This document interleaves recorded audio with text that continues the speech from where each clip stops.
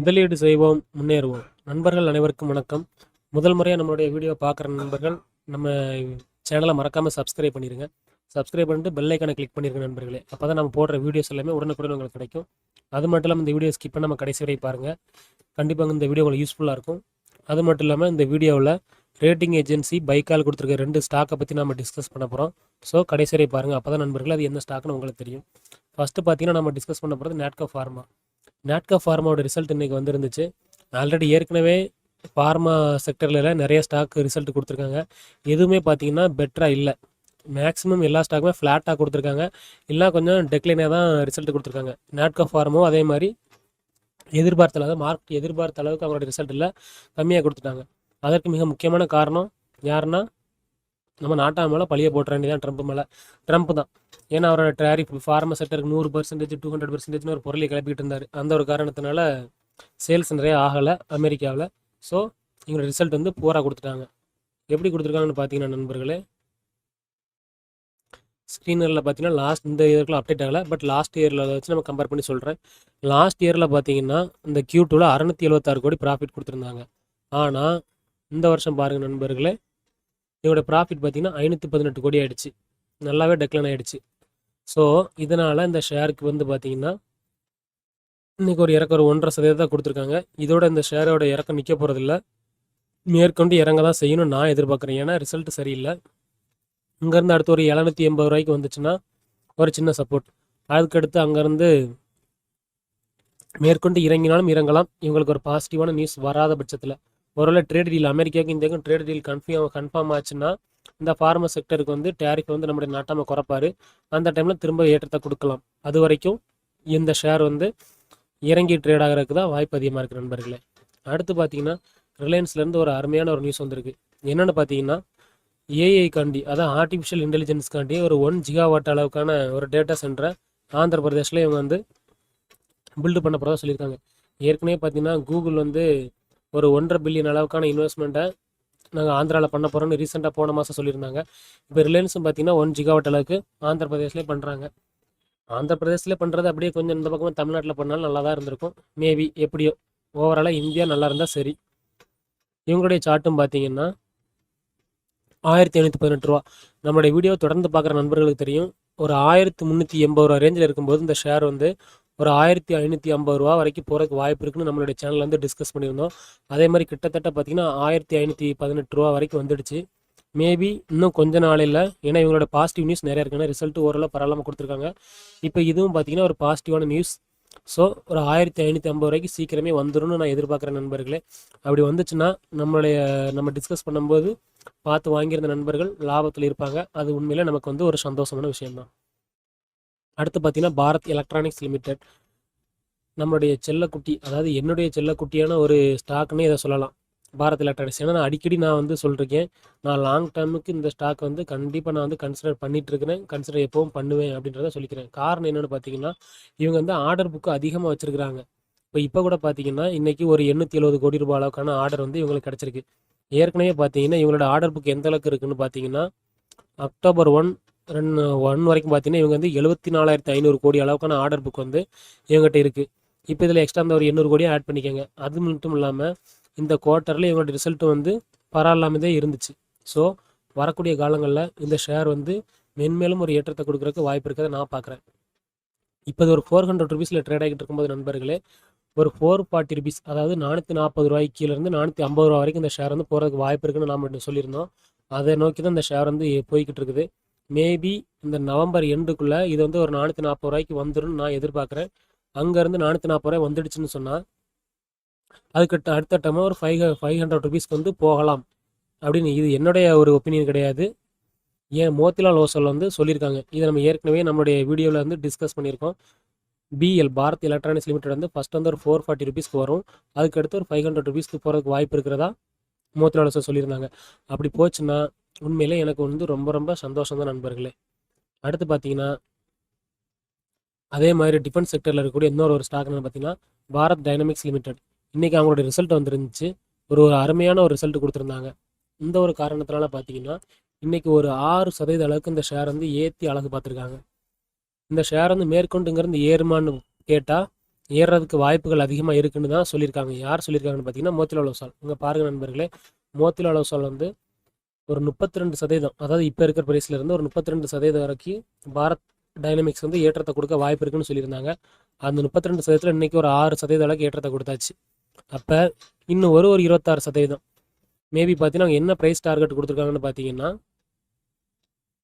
இங்கே பாருங்கள் நண்பர்களே, ஒரு 2000 ருபீஸ் வரைக்கும் போகிறதுக்கு வாய்ப்பு இருக்கிறதா மோத்திலால் ஒசால் சொல்லியிருக்காங்க. தற்சமயம் பார்த்தீங்கன்னா ஒரு 1600 வந்துடுச்சு. இன்னும் ஒரு 400 ருபீஸ் மேபி போகிறதுக்கு வாய்ப்புகள் அதிகரிக்கும். ஏன்னா இவங்களோட ரிசல்ட் வந்து சூப்பராக அந்த இதில் கொடுத்துருக்காங்க. அது மட்டும் இல்லாமல் என்ன வந்து இன்னும் ஒரு டீட்டெயில் வந்திருக்குன்னு பார்த்தீங்கன்னா, இங்கே பாருங்கள் நண்பர்களே, இந்த ஃபினான்சியலில் வந்து ஒரு 35%, அடுத்த ஃபினான்சியர்லேருந்து ஒரு 64%, அடுத்த ஃபினான்சியரில் வந்து ஒரு 51% வந்து சிஏஜிஆர் இருக்கிறதுக்கான வாய்ப்புகள் இருக்குன்னு சொல்லியிருக்காங்க. சிஏஜிஆர்னா அத்தனை பெர்சன்டேஜ் வந்து ஸ்டாக் வந்து ஏற்றத்தை கொடுக்க வாய்ப்பு இருக்கிறதா சொல்லியிருக்காங்க. ஸோ இந்த ஸ்டாக் வந்து தற்சமயம் இங்கேருந்து ஒரு ஏற்றத்தை கொடுக்கலாம் அப்படின்னு தான் நானும் எதிர்பார்க்குறேன். ஏன்னா ஒரு நல்ல சப்போர்ட் பாருங்கள் நண்பர்கள், 1400 ருபீஸ்ன்றது ஒரு அருமையான சப்போர்ட்.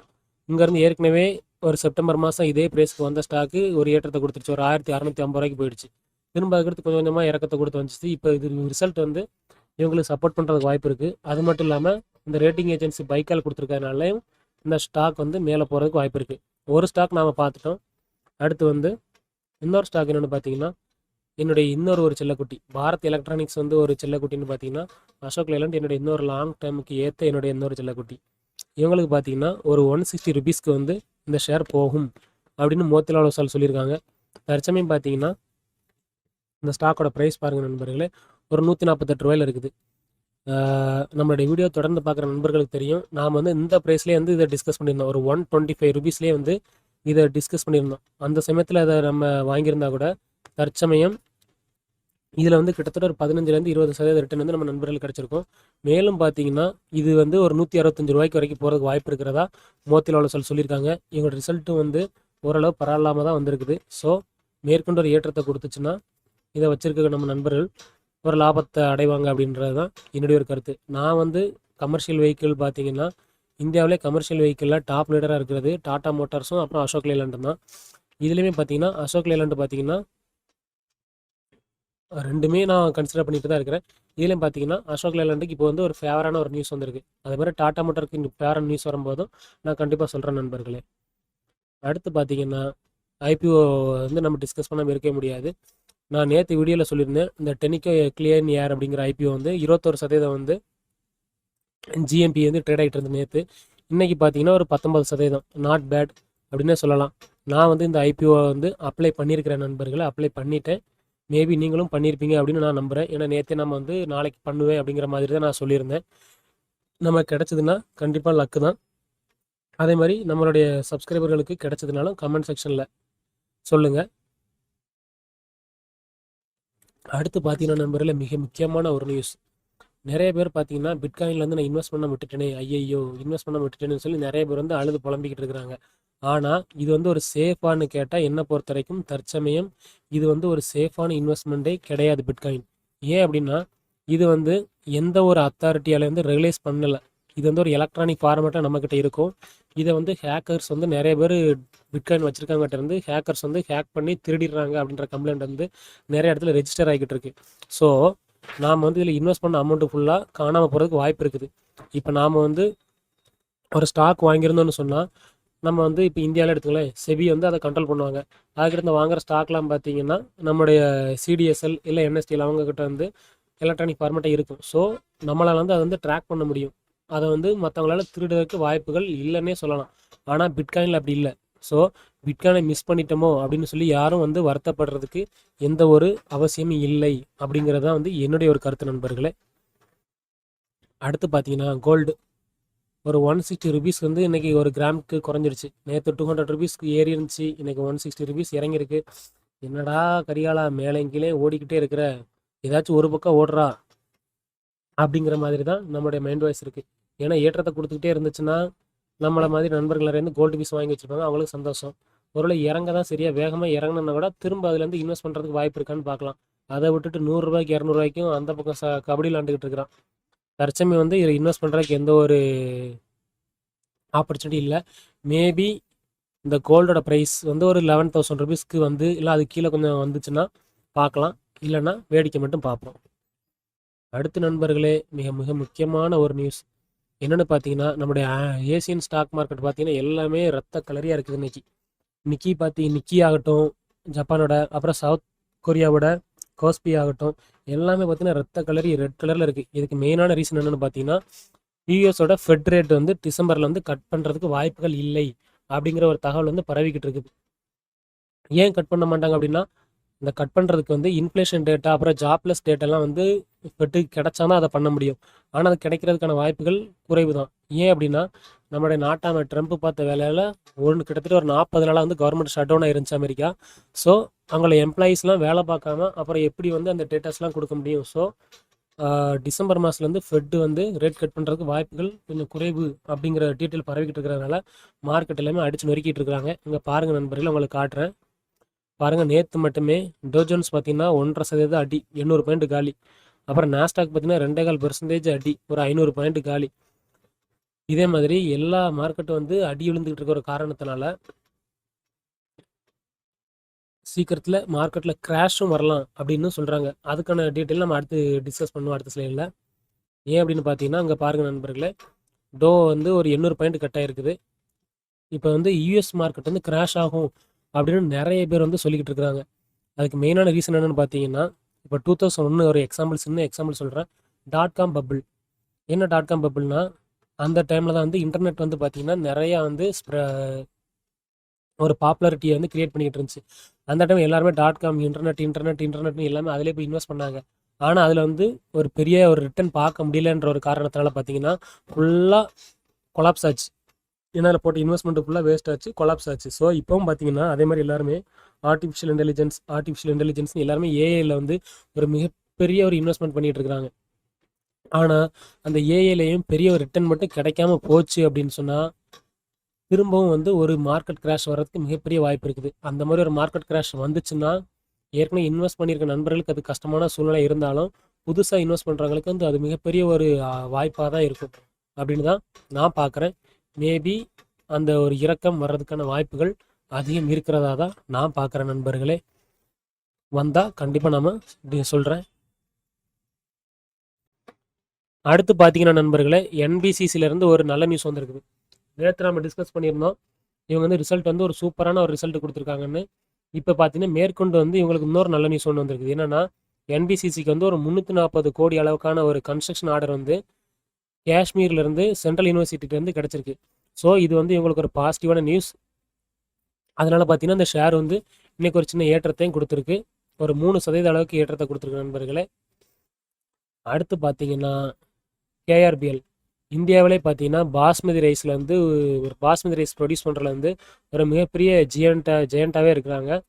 ஸோ இன்றைக்கி உங்களோட ரிசல்ட் பார்த்தீங்கன்னா ஒரு அருமையான ஒரு ரிசல்ட் கொடுத்துருக்காங்க நண்பர்களே. பாருங்கள், காட்டுறவங்களுக்கு